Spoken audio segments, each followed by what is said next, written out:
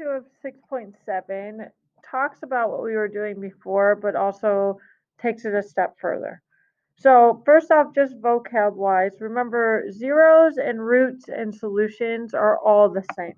So no matter whether it's asking for zeros, roots, or solutions, we're talking about the same stuff, okay? And all of that is talking about the x-intercepts, okay? Factors are a little different because they're written different, but they are basing off of the exact same thing, okay?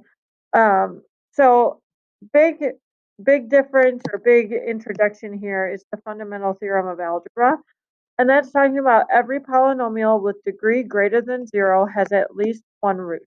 Okay, and remember your degrees typically match your zeros, right? Which are your roots, which are your solutions. Okay. It can be a little off because of imaginary numbers and stuff, so you might not see them.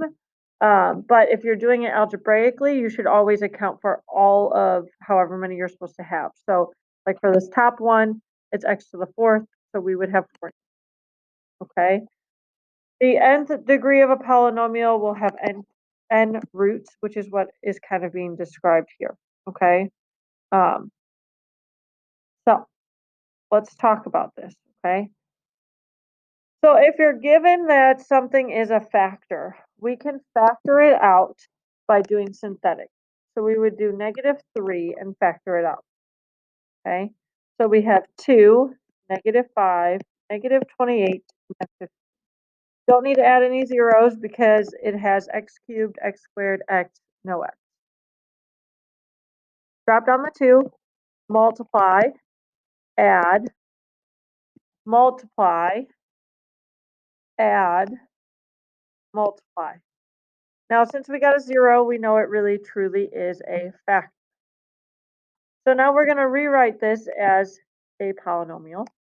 2x squared minus 11x plus 5. Since it's a trinomial, we're going to go ahead and t-chart it. First times last gives me 10. And -10 and -1 multiplied gives me a +10, adds to my -11. So we're going to put 2x in our denominator. And we can simplify the left side to -5 over x, 1x. So these are rewritten as x minus 5 and 2x minus 1. Now I can't go any further with that, so that's part of my factored form. Now, as I always say, be careful not to forget this one that we factored out in the beginning. So from here, my solution would be x equals a +5 from the first one, a +1/2 from the second, and a -3 from the third. Again, equation is x to the third. That's my degree. So I should have 3 answers. So now we're going to talk about what we do. I won't. There we go. Sorry. Now we're going to talk about what we do when they ask for us to solve, but they don't give us a factor to solve. Okay. So what we're going to do is we're going to try to solve by factoring.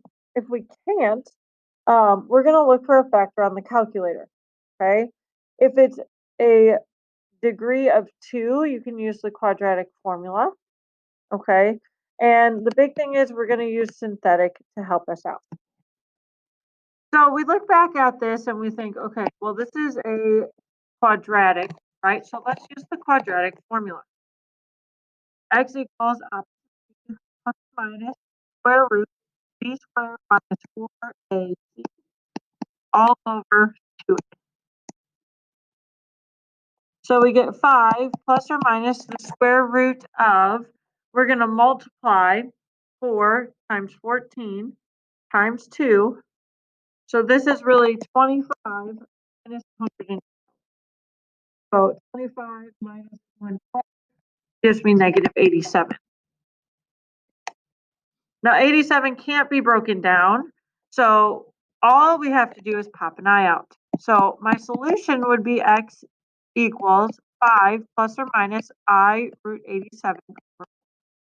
The reason why we couldn't see any of this is because this is a parabola that is crossing somewhere way up there and never crosses the x-axis, so we have two imaginary numbers as our solution.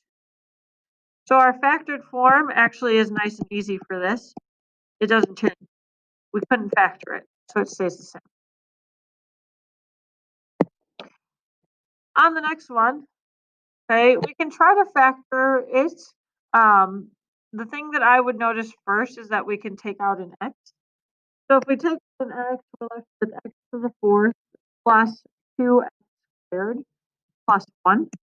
And now it is a higher degree trinomial, so we could try to start it. When we do that, first times last becomes 1. And if we multiply 1 times 1, we get 1, and we would add to 2. So this actually does work out. We put our a value and our middle term for our x in the denominator. So this becomes x squared plus 1 times x squared plus 1, or x squared plus 1 squared. Either way you want to look at it. Don't forget that we pulled out.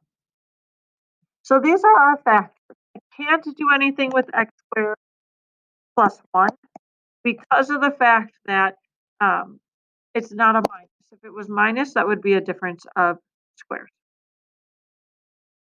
So we have x equals 0, and we have x squared plus 1 squared equals 0, and we solve for each. So obviously x is 0 on the one. On the second one, if we root 0, we get 0. And you can't really have plus or minus 0, right? It's away. So we would subtract 1. We have x squared plus 1. At this point, if we take the square root, we have the square root of negative 1, which is plus or minus I. So our final answer would have plus or minus I. So in this case, we only have 3 answers, even though our degree is 5. That's because we ended up taking the square root of 0 at one point, so it doesn't quite match. Technically, we would still have 5 because if we did twice, instead of doing it like this, we would have gotten the plus or minus I twice. So that would have accounted for the last 2. But most of the time it matches perfectly. So next one. Okay, 4 terms you can try to group it. If we try to start grouping it, we'd be left with something that doesn't really make sense, right? Because the first one we can set an x squared. I can't do anything here, right? So this is when you start plugging it into your calculator. So we would go to our calculator and we would type in our y equals this equation. We graph it. So when we graph it, we can see that it crosses the x-axis at 3 points. Right? Now, I actually can tell what those are. They're at negative 1, 2, 3, 4, 5, positive 1, positive 3, right? You can always check to make sure it's at a good spot by using your table, okay? Looking where y equals 0. So I know it crosses at x equals 3. It also crosses at x equals 1. As you can see, it also is a 0 at negative 5. So my zeros are negative 5, 1, and 3. So I know my final answer is going to be negative 1, 5, and 3. So that means my factored form, we go in the reverse. So it would be x plus 1, x minus 5, and x minus. We actually just got this from the graph. Okay. And again, we have 3 answers, so we're good to go. Okay. Always put this note just so that I know that's where you got it. Okay. Looking at our next one. If we were to try and factor this out by grouping, it wouldn't work again. You'd have x squared and x minus 1, then you'd have 2 and x plus 2. Okay, it doesn't work. Parentheses don't match, so we can't do that. So we're going to do the same thing that we had before. Y equals, right? So hit graph. When we do that, we can see that it crosses at a good point right there, right? So it crosses at x is -1. But again, use the table to make sure that at -1 it says 0, which it does, so I know that -1 is a factor. So if we go to our stuff, we could say -1 is a factor. The problem is that this is not just a line, right? So I can't just say -1. I need 3 answers because this is x to the third. So I'm going to take that -1 and I'm going to use synthetic division. So we have 1, -1, 2, 4. Drop down the 1, multiply, add, multiply, add, multiply. So because I got 0, I know this truly is a factor. So if I write this out, I get x squared minus x plus 4. This is a trinomial. If we try to t-chart it, there's no number that multiplies to 4 and adds to -2. So anytime we're left with a trinomial like this, we're going to do the quadratic equation. So 2 plus or minus the square root 2 squared minus 4 times a times c all over 2a. Now because I can divide all the 2's by 2, I should reduce it to 1 plus I root 3 as a final answer. Plus or minus, sorry. Okay, don't forget to put that in our factored form as well as our final answer. Last one. Okay, when we have things that have 5 terms, we haven't talked about how to factor that. And that's because it's not as easy as like just grouping or things like that. So we're going to have to use our calculator. So we type in our equation. We have x, hit graph.